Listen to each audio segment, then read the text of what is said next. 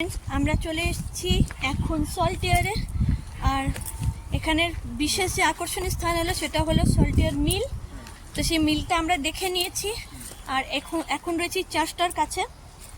এই চার্চটা হচ্ছে ভিক্টোরিয়ান মানে স্থাপত্য এটা, আর খুবই সুন্দর চার্চটা। তো চার্চটা তো আজকে বন্ধ ছিল, সানডে বলে ঢুকতে পারলাম না ভিতরে।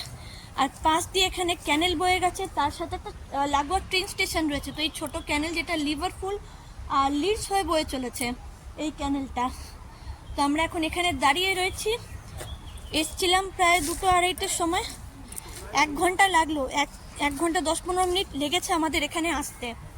তো ঘুরলাম, খুব এনজয় করলাম। আর 5টার সময় মিলটাও বন্ধ হয়েছে, তো মিলটা বন্ধ হয়ে গেছিলো। চার্চটা তো 5টার দিকে, যেহেতু সানডে তাই বন্ধ হয়ে গেছে। আমরা এখন এখানে ঘুরে বেড়াচ্ছি সল্টিয়ারে। তো আরও কিছু মিনি ব্লগ আসবে, দেখতে থাকো। ভিতরে আর্ট গ্যালারি ছিল, আর্ট গ্যালারি দেখলাম, অনেক পেন্টিং ছিল। এই জায়গাটা ভীষণ সুন্দর জায়গা। আর এই গাছগুলো দেখো, ও এত ভালো লাগছে না এই জায়গাটা এসে। মন পুরো রিফ্রেশ হয়ে গেল, মাইন্ড রিফ্রেশ হয়ে গেল। ক্যানেলটা খুবই সুন্দর। তো ওই পাশে যে ওইদিকে রতিমঞ্জুরিয়া শিরুপড়া হাঁটছে।